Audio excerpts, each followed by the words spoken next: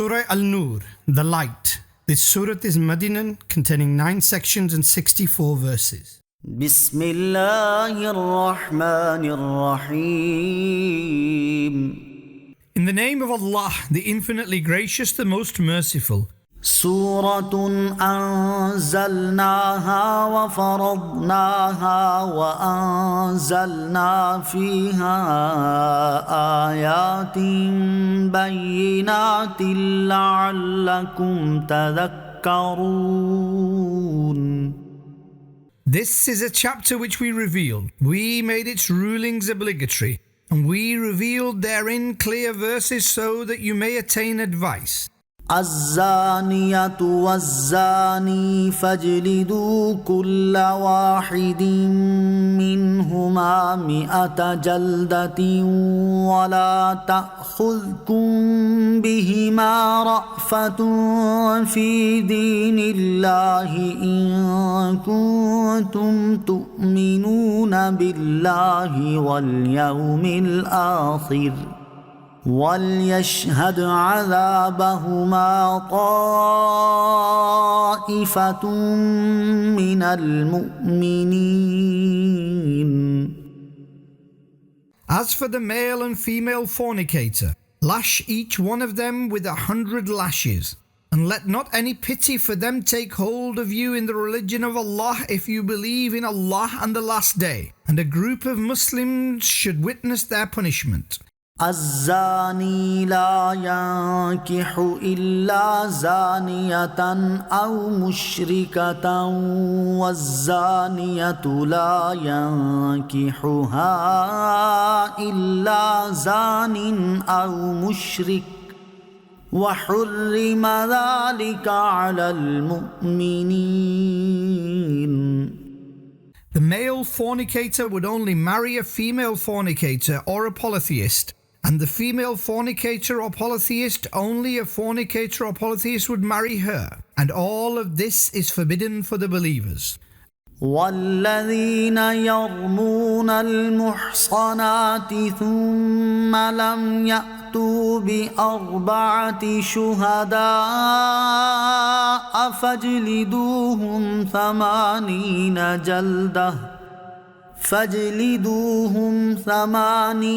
جلدة ولا تقبلوا لهم شهادة أبدا وأولئك هم الفاسقون. And those who accuse chaste women, but do not bring forth 4 witnesses, lash them with 80 lashes, and never accept their testimony again. Those people are evildoers. إلا الذين تابوا من بعد ذلك وأصلحوا فإن الله غفور رحيم. Except those who repent and reform themselves. Surely Allah is most forgiving, most merciful. والذين يرمون أزواجهم ولم يكن لهم شهداء إلا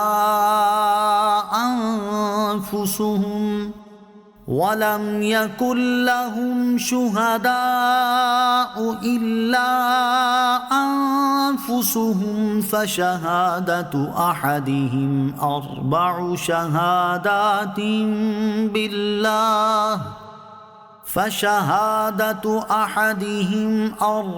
شهادات بالله إنه لمن الصادقين. And those who accuse their wives and they have no witnesses other than themselves. So the testimony of one of them is 4 testimonies by the name of Allah, that indeed he is among the truthful. والخامسة أن لعنة الله عليه إن كان من الكاذبين. And the 5th testimony is that the curse of Allah be upon him if he is a liar. ويدرأ عنها العذاب أن تشهد 4 شهادات بالله إنه لمن الكاذبين. And her testimony with 4 testimonies, by the name of Allah that indeed he is among the liars, will remove the punishment from her. والخامسة أن غضب الله عليها إن كان من الصادقين. And the 5th testimony is that the wrath of Allah be upon her if he is among the truthful. ولولا فضل الله عليكم ورحمته وأن الله تواب حكيم. Had it not been for the grace of Allah and His mercy upon you, and that Allah is most accepting of repentance, most wise, He would have disclosed your secrets. إن الذين جاءوا بالإفك عصبة منكم لا تحسبوه شرا لكم بل هو خير لكم لكل امرئ منهم ما اكتسب من الإثم والذي تولى كبره منهم له عذاب عظيم. Those who brought a grave accusation were a group among you. Do not consider it evil for yourselves. Rather it is better for you. For every man among them there is that which they earned of sin. And he who carried the burden of the greatest part of it, for him there is extreme punishment. لولا إذ سمعتموه ظن المؤمنون والمؤمنات بأنفسهم خيرا وقالوا هذا إفك مبين. Why, when you heard it, did the believing men and women not think good of their people and say, this is clear slander? لولا جاءوا عليه ب4 شهداء فإذ لم يأتوا بالشهداء فأولئك عند الله هم الكاذبون. Why did they not bring forth 4 witnesses for this? So when they did not bring witnesses, then they are liars in the court of Allah. ولولا فضل الله عليكم ورحمته في الدنيا والآخرة لمسكم فيما أفضتم فيه عذاب عظيم. And had it not been for the grace of Allah and His mercy upon you in this world and the hereafter, extreme punishment would have befallen you for that which you delved into. إذ تلقونه بألسنتكم وتقولون بأفواهكم ما ليس لكم به علم وتحسبونه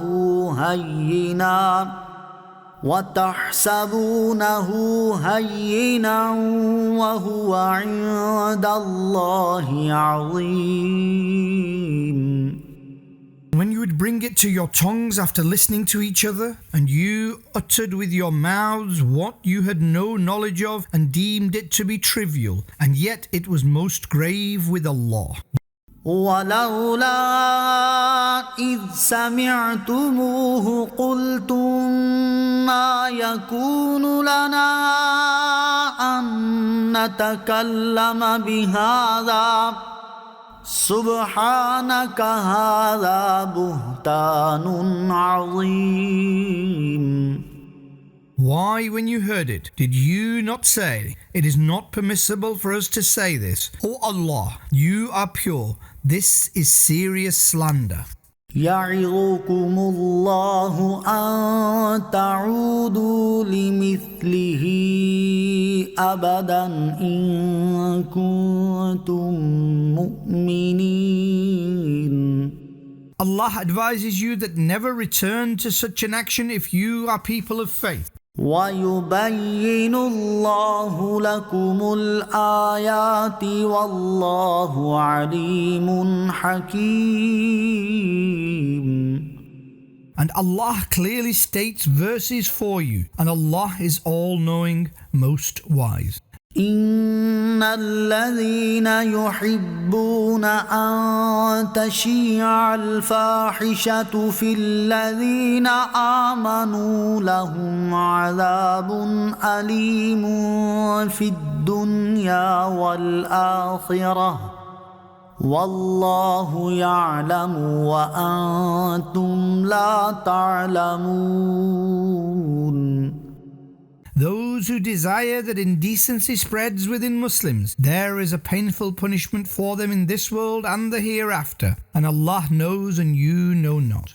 ولولا فضل الله عليكم ورحمته وأن الله رؤوف رحيم. And had it not been for the grace of Allah and His mercy upon you, and that Allah is most compassionate, most merciful, you would have been punished. يا أيها الذين آمنوا لا تتبعوا خطوات الشيطان ومن يتبع خطوات الشيطان فإنه يأمر بالفحشاء والمنكر ولولا فضل الله عليكم ورحمته ما زكى منكم من أحد أبدا ولكن الله يزكي من يشاء والله سميع عليم. O you who believe, do not follow the footsteps of Satan, and whosoever follows the footsteps of Satan, so indeed he commands indecency and evil. And had it not been for the grace of Allah and His mercy upon you, then no one among you would ever become pure. And however, Allah purifies whomsoever He wills, and Allah is all-hearing, all-knowing. ولا يأتل أولو الفضل منكم والسعة أن يؤتوا أولي القربى والمساكين والمهاجرين في سبيل الله وليعفوا وليصفحوا ألا تحبون أن يغفر الله لكم والله غفور رحيم. And the people of excellence and affluence among you should never forswear giving to kin and the very poor, and those who migrate in the way of Allah. Let them forgive and overlook. Do you not like that Allah should forgive you, and Allah is most forgiving, most merciful? إن الذين يرمون المحصنات الغافلات المؤمنات لعنوا في الدنيا والآخرة ولهم عذاب عظيم. Certainly those who accuse chaste, unaware, believing women, they have been cursed in this world and the hereafter, and for them there is an extreme punishment. يوم تشهد عليهم ألسنتهم وأيديهم وأرجلهم بما كانوا يعملون. On the day when their tongues and their hands and their feet will bear witness against them concerning what they used to do. يومئذ يوفيهم الله دينهم الحق ويعلمون أن الله هو الحق المبين.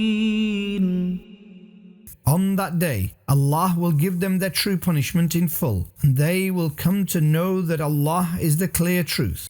الخبيثات للخبيثين والخبيثون للخبيثات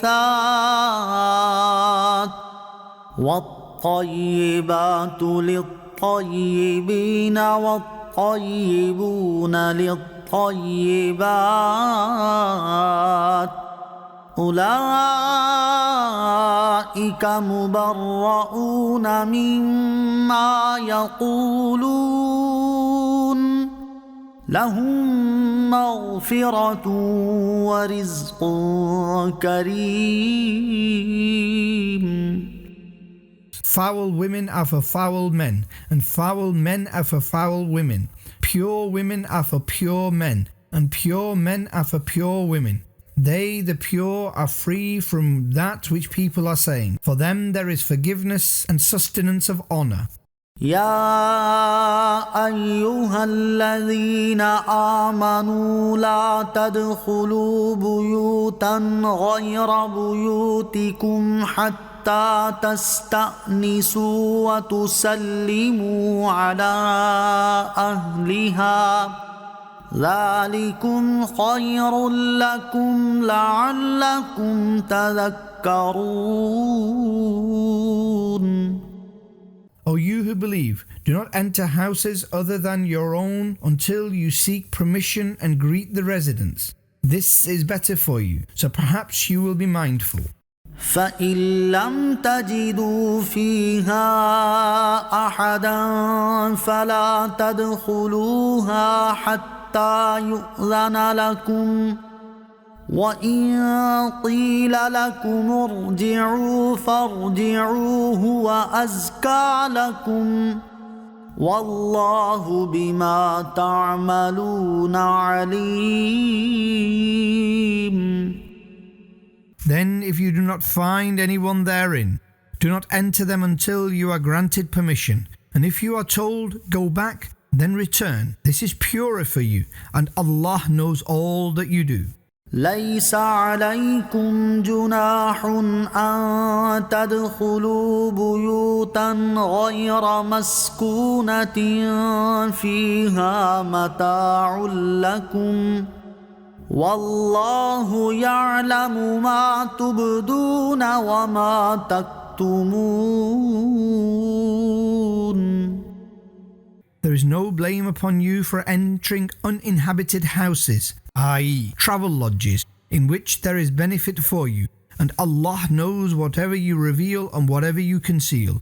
قل للمؤمنين يغضوا من أبصارهم ويحفظوا فروجهم ذلك أزكى لهم إن الله خبير بما يصنعون. Command the Muslim men to lower their gaze and protect their concealed parts. This is purer for them. Allah is aware of their deeds. وقل للمؤمنات يغضضن من أبصارهن ويحفظن فروجهن ولا يبدين زينتهن إلا ما ظهر منها وليضربن بخمرهن على جيوبهن ولا يبدين زينتهن إلا لبعولتهن أو آباء بعولتهن أو أبنائهن أو أبنائهن أو أبناء بعولتهن أو إخوانهن أو بني إخوانهن أو بني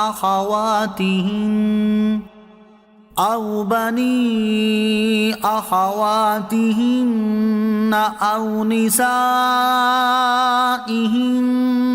أو ما ملكت أيمانهن أو التابعين غير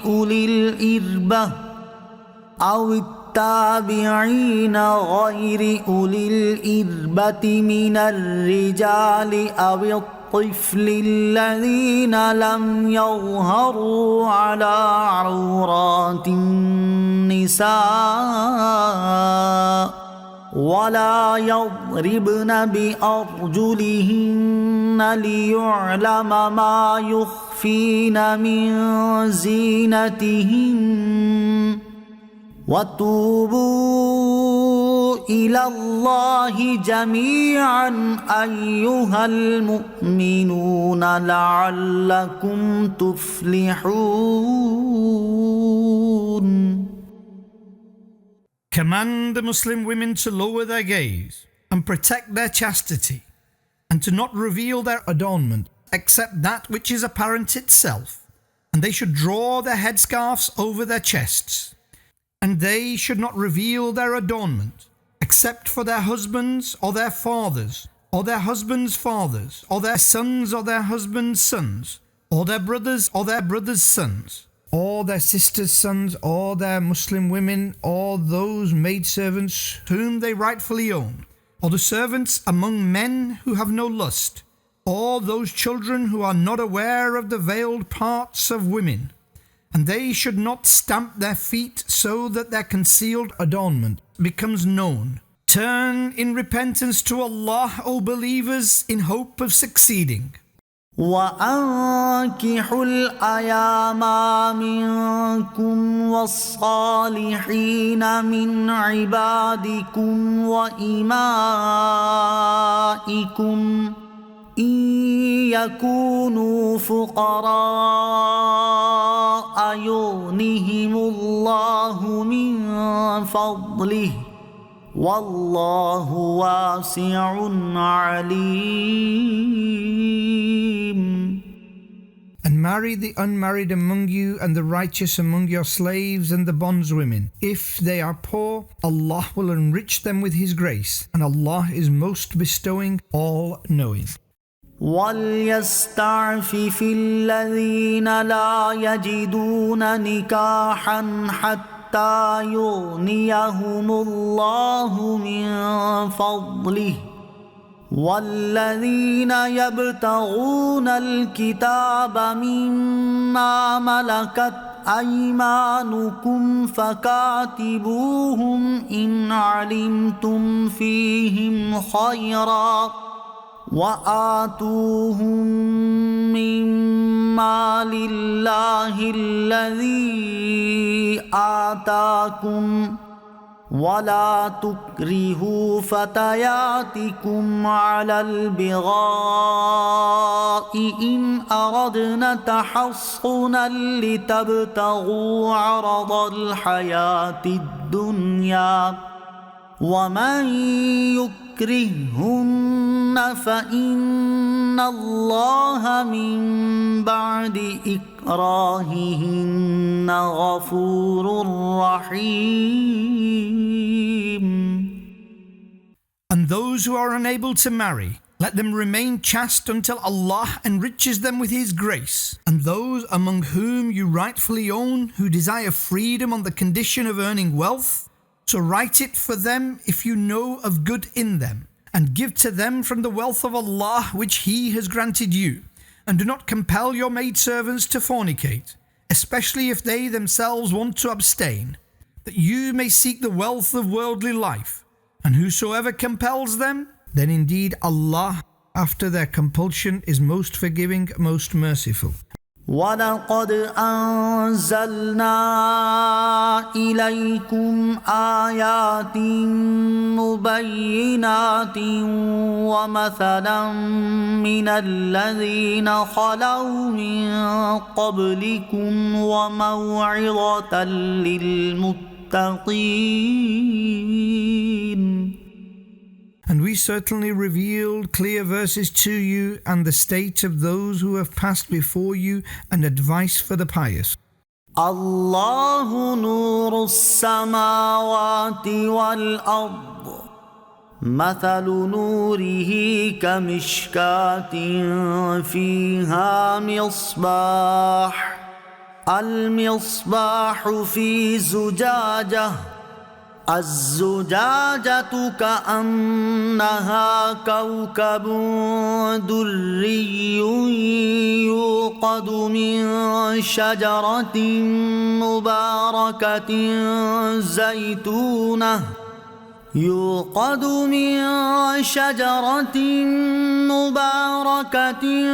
زيتونة لا شرقية ولا غربية يكاد زيتها يضيء ولو لم تمسسه نار نور على نور يهدي الله لنوره من يشاء ويضرب الله الأمثال للناس والله بكل شيء عليم.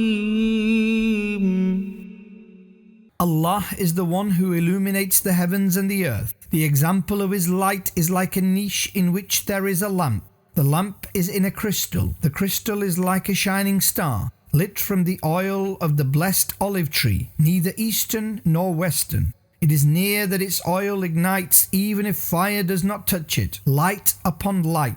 Allah guides whomsoever He wills to His light, and Allah sets examples for people, and Allah knows everything. في بيوت أذن الله أن ترفع ويذكر فيها اسمه يسبح له فيها بالغدو والآصال. It is in those houses, i.e. masjids, which Allah has commanded to be honoured and in which His name is to be remembered. They glorify Him therein morning and evening. رجال لا تلهيهم تجارة ولا بيع عن ذكر الله وإقام الصلاة وإيتاء الزكاة يخافون يوما تتقلب فيه القلوب والأبصار. Men whom neither business nor trade diverts from the remembrance of Allah and the establishing of the prayer and the giving of zakat. They fear the day in which hearts and eyes will become inverted. ليجزيهم الله أحسن ما عملوا ويزيدهم من فضله والله يرزق من يشاء بغير حساب. So that Allah recompenses them for their best deeds and grants them more from His grace. And Allah provides sustenance for whomsoever He wills, without accountability. والذين كفروا أعمالهم كسراب بقيعة يحسبه الظمآن ماء حتى إذا جاءه لم يجده شيئا ووجد الله عنده فوفاه حسابه والله سريع الحساب. And the deeds of the disbelievers are like the mirage of the desert, which a thirsty man considers to be water, until when he comes to it, he does not find anything, and he will find Allah near himself. So he will grant him his full share, and Allah is most swift in reckoning. أو كظلمات في بحر اللجي يغشاه موج من فوقه سحاب ظلمات بعضها فوق بعض إذا أخرج يده لم يكد يراها ومن لم يجعل الله له نورا فما له من نور. Or the darkness in the deep ocean covered by a wave from above which there is another wave, above which there are dark clouds, darkness, layer upon layer. When one takes out his hand, he does not see it. He for whom Allah does not create light, there is no light for him. ألم تر أن الله يسبح له من في السماوات والأرض والطير صافات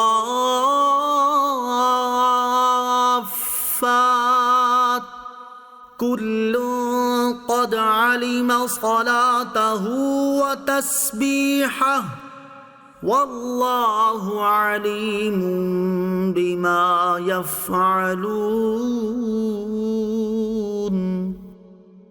Did you not see that whosoever is in the heavens and the earth and the birds with wings spread out glorify Allah? All know their prayer and their glorification, and Allah knows all that they do. وَلِلَّهِ مُلْكُ السَّمَاوَاتِ وَالْأَرْضِ وَإِلَى اللَّهِ الْمَصِيرُ. And the kingdom of the heavens and the earth belongs to Allah alone, and to Allah is the return. ألم تر أن الله يزجي سحابا ثم يؤلف بينه ثم يجعله ركاما فترى الودق يخرج من خلاله وينزل من السماء من جبال فيها من برد فيصيب به من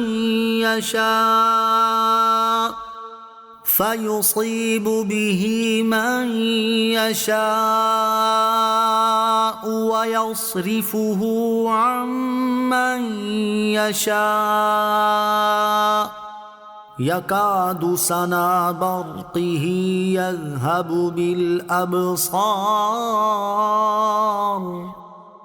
Did you not see that Allah moves the clouds gently, then merges them, then makes them layers? So you see rain which comes forth from between them, and He sends down hail from mountains therein. Then He casts it upon whomsoever He wills, and He turns it away from whomsoever He wills. It is near that its lightning may take your eyesight away. يقلب الله الليل والنهار إن في ذلك لعبرة لأولي الأبصار. Allah changes the night and the day. Surely in this there is a point of understanding for the people of insight. والله خلق كل دابة من ماء فمنهم من يمشي على بطنه ومنهم من يمشي على رجلين ومنهم من يمشي على أربع يخلق الله ما يشاء إن الله على كل شيء قدير. And Allah created every living thing from water. Among them some crawl upon their bellies, and among them some walk on 2 feet, and among them some walk on 4, i.e. feet. Allah creates what He wills. Allah has power over everything. لقد أنزلنا آيات مبينات والله يهدي من يشاء إلى صراط مستقيم. We have certainly revealed clear verses, and Allah guides whomsoever He wills to the straight path. ويقولون آمنا بالله وبالرسول وأطعنا ثم يتولى فريق منهم من بعد ذلك وما أولئك بالمؤمنين. And they, i.e. the hypocrites, say, "We believe in Allah and the Messenger, and we obey." Then a group among them turns away thereafter. In reality, they are not Muslims.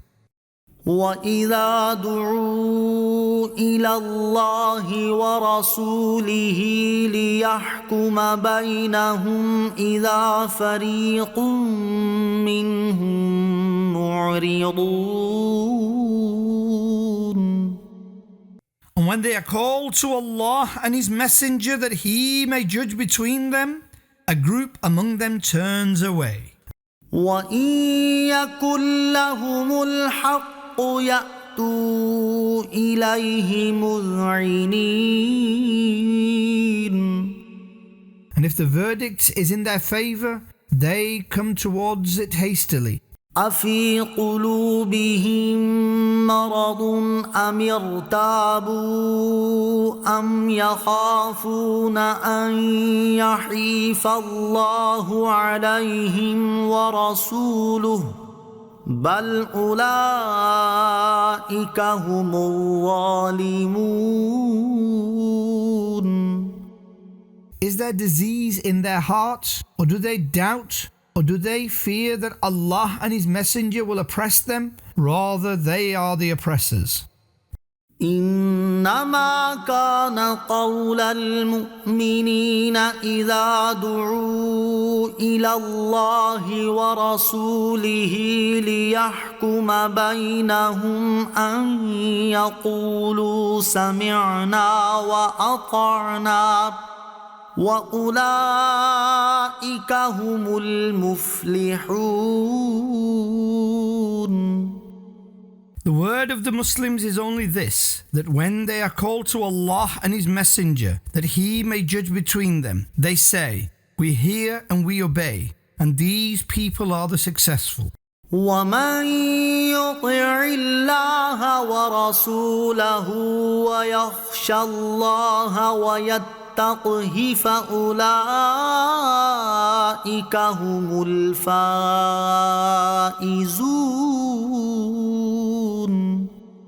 And whosoever obeys Allah and His Messenger, and fears Allah, and adopts piety, so these very people are prosperous.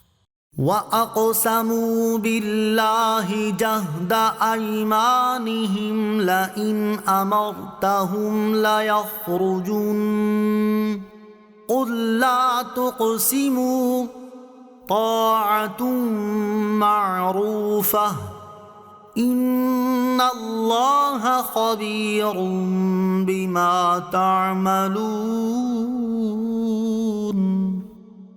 And they swore by Allah with utmost devotion that if you were to command them, they would most definitely go forth. Say, do not swear oaths. Show obedience in accordance with Islamic law. Allah is aware of all that you do. قل أطيعوا الله وأطيعوا الرسول فإن تولوا فإنما عليه ما حمل وعليكم ما حملتم وإن تطيعوه تهتدوا وما على الرسول إلا البلاغ المبين. Say, obey Allah and obey the Messenger. Then if you turn away, so upon him is only that duty with which he has been commanded, and incumbent upon you is that obedience with which you have been commanded. If you obey him, you will attain guidance. It is only incumbent upon the Messenger to clearly convey the message. وعد الله الذين آمنوا منكم وعملوا الصالحات ليستخلفنهم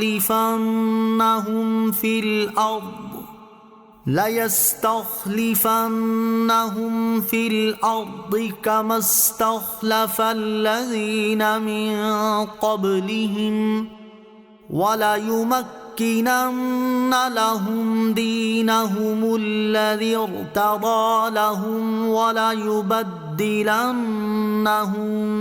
من بعد خوفهم أمنا يعبدونني لا يشركون بي شيئا ومن كفر بعد ذلك فأولئك هم الفاسقون. Allah has promised the believers and those who do righteous deeds among you that he will most certainly grant them authority on earth, just as he granted succession to those who preceded them, and he will most certainly establish their religion for them, which he has chosen for them. And he will most definitely change their state into peace after their fear. They will worship me. They will not ascribe any partners to me. And whosoever denies thereafter, then those very people are evildoers.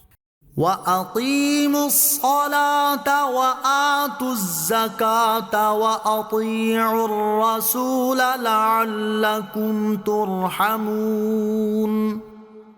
And establish the prayer and give zakat and obey the messenger with this hope, that you may be endowed with mercy.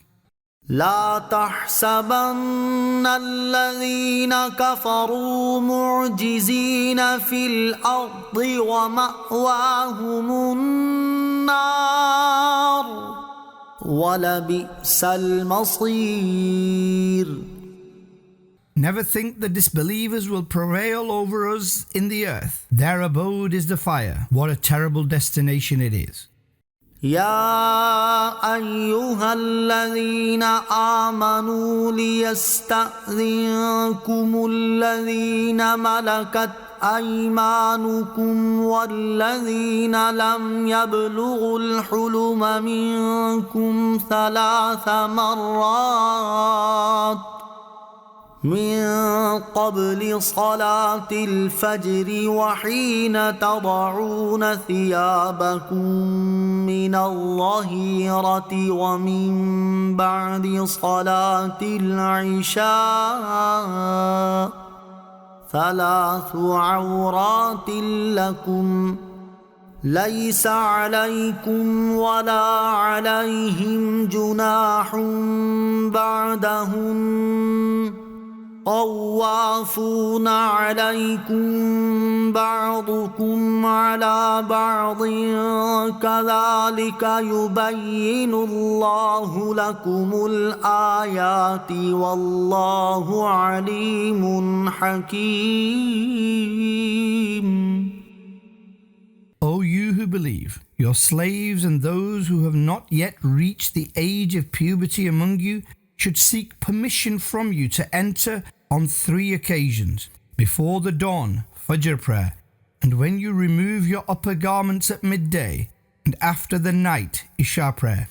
These are 3 times of privacy for you. Therein is no sin upon you nor them other than those times.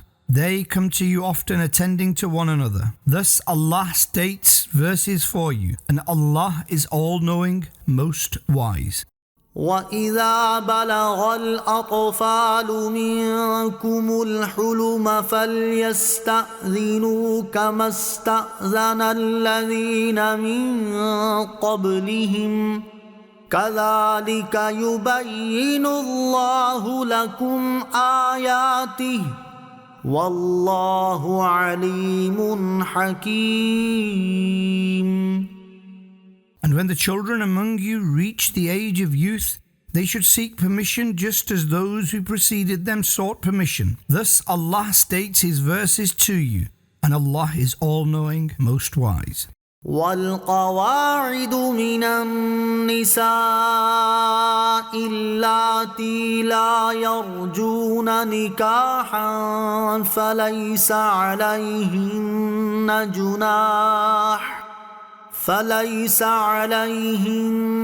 جناح أن يضعن ثيابهن غير متبرجات بزينة وأن يستعففن خير لهن والله سميع عليم.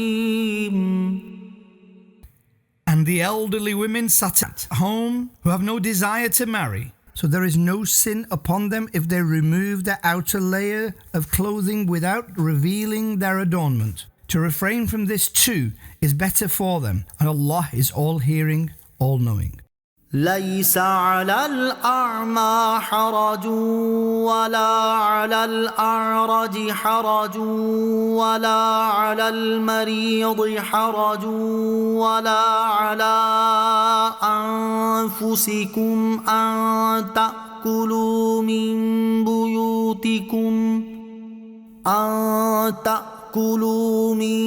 بيوتكم أو بيوت آبائكم أو بيوت أمهاتكم أو بيوت إخوانكم أو بيوت أخواتكم أو بيوت إخوانكم أو بيوت أخواتكم أو بيوت أعمامكم أو بيوت عماتكم أو بيوت أخوالكم أو بيوت خالاتكم أو بيوت أخوالكم أو بيوت خالاتكم أو ما ملكتم مفاتحه أو صديقكم.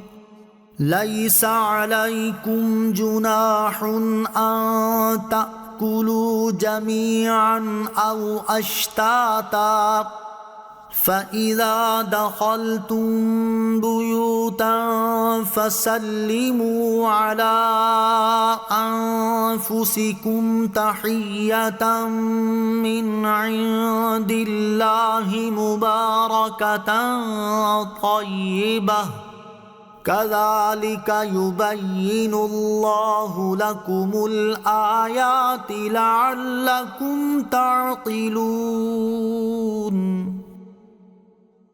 There is no sin upon the blind or the disabled or the sick, and nor upon you if you eat in your homes, or the homes of your fathers, or the homes of your mothers, or the homes of your brothers, or the homes of your sisters, or the homes of your parental uncles, or the homes of your paternal aunts, or the homes of your maternal uncles, or the homes of your maternal aunts, or the homes for which you have keys, or your friend's home. There is no sin upon you that you eat together or separately. So when you enter homes, greet your people, a good supplication upon meeting, a blessed and pure word from Allah. Thus Allah states verses for you that you may understand.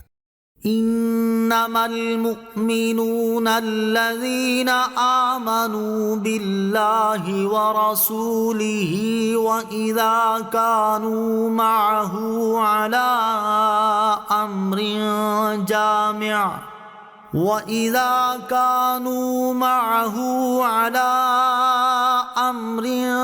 جامع لم يذهبوا حتى يستأذنوه إن الذين يستأذنونك أولئك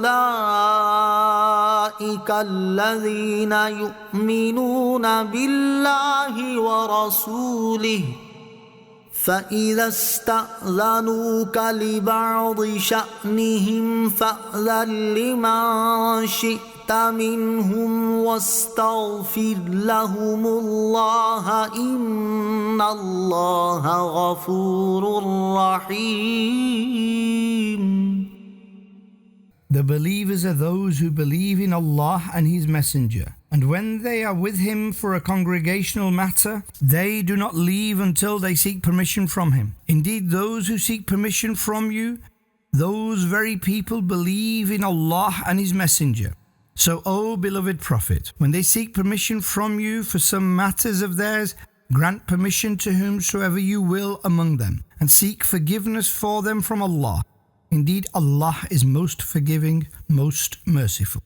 لا تجعلوا دعاء الرسول بينكم كدعاء بعضكم بعضا قد يعلم الله الذين يتسللون منكم لواذا فليحذر الذين يخالفون عن أمره أن تصيبهم فتنة أو يصيبهم عذاب أليم.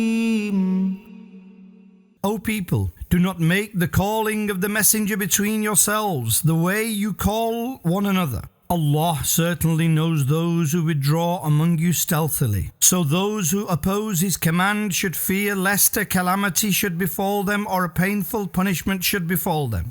ألا إن لله ما في السماوات والأرض قد يعلم ما أنتم عليه ويوم يرجعون إليه فينبئهم بما عملوا والله بكل شيء عليم. Pay heed. Indeed, whatever is in the heavens and the earth belongs to Allah alone. He certainly knows the state you are in, and on the day when people will be turned to Him, so He will relate to them all that they did, and Allah knows everything.